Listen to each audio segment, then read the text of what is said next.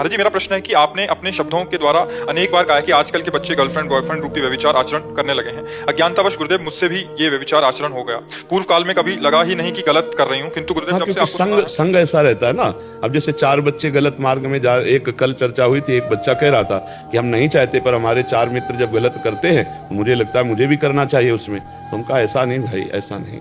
4 गलत कर रहे तो हमको तो थोड़ा विचार करना चाहिए कि हमसे कोई गलती ना हो। पर अबलो नशानी अबना नशे हो, आज तक जो हुआ पीछे भगवान करुणा करेंगे। भगवान कहते मैं पवित्र कर दूंगा, तुम्हारे सारे पाप नष्ट कर दूंगा, तो मेरी शरण में होकर नाम जप करो, भगवान से क्षमा याचना कीजिए, नाम जप कीजिए और आगे बढ़िए। और अब दोबारा ये बात ना कभी कहीं कहना हो, ना तुम्हारे दिमाग में आवे, तभी माना जाएगा कि आप भगवान की शरण में हो। देखो, ये तो यहाँ भागवतिक वातावरण में आप ऐसी बात स्वीकार करती हैं।